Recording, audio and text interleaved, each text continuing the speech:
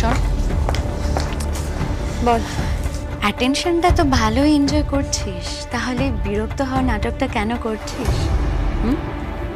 দেখ, এতদিন গোড়া সেনের গায়ে পড়ছিলিস, এখন তো বিয়েই করে নিচ্ছিস, তাই না? নাম যশ সবকিছুই তো তোর। কি খুশি তো? কি বলছিস তুই? ঠিকই তো বলছি।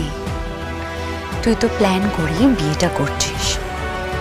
যেই জানতে পারলি যে মৈনাক আমাকে ভালোবাসে, মৈনাক আমাকে পাত্তা দিচ্ছে, হ্যাঁ অমনি অমনি তুই আমাকে টেক্কা দেওয়ার জন্য ঘোড়া সিংয়ের উপর ঝিপ ফেললি, তাই তো? ঐশী,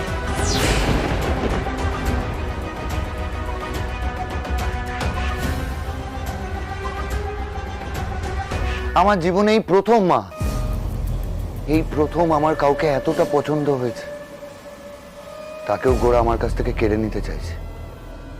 কেড়ে নেওয়া ছাড়া আর কি পারে সেনরা? আমাদের হকের প্রপার্টি, বিজনেস সবকিছু ওরা তোর বাবার কাছ থেকে কেড়ে নিয়েছে। এখন তুই যে মেয়েটাকে পছন্দ করেছিস সেই মেয়েটাকেও না, এলাকে কাটতে পারবে না। দেখে নি, আজ স্বয়ংবরে গোড়ার সিলেক্ট করা পাত্রীকে আমি ওর নাকের ডগা দিয়ে নিয়ে যাব। সেন পরিবার যাকে বাড়ির বউ করবে বলে স্বপ্ন দেখছে, সে সবার সামনে বলবে যে সে গোড়াকে নয়, আমাকে ভালোবাসে। তাহলে তো এই খবরটা মিডিয়ায় চাউর করে দেওয়া উচিত। তা না হলে সারা শহরের সামনে সেন পরিবারের মুখটা পুড়বে কিভাবে? মুখ তো পড়বেই। যখন গোটা শহরে চাউর হয়ে যাবে যে সেন বংশের যে উত্তরাধিকারী, তার সিলেক্ট করা পাত্রী তাকে রিজেক্ট করে ম্যানেজারের ছেলে মৈনাক রায়কে পছন্দ করবে, তখন তো মজাটা হবে। সবার মাথায় আকাশ ভেঙে পড়বে মা। ফাইনালি আইল gate what I deserve.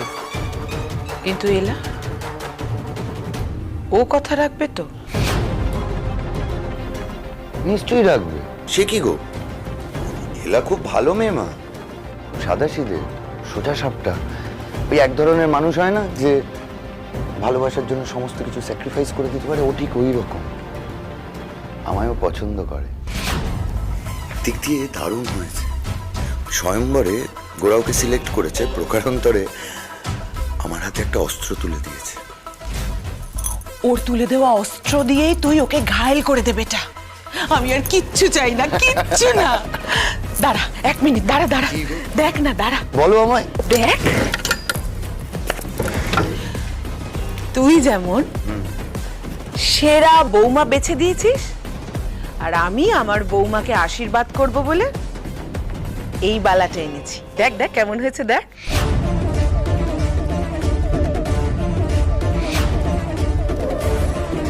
Aunty,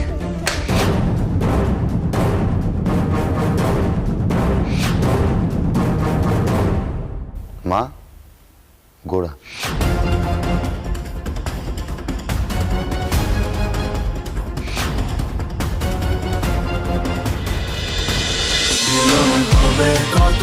মিলন হবে কতদিনে? সোম থেকে রবি প্রতিদিন রাত 9:30টায় স্টার জলসায়।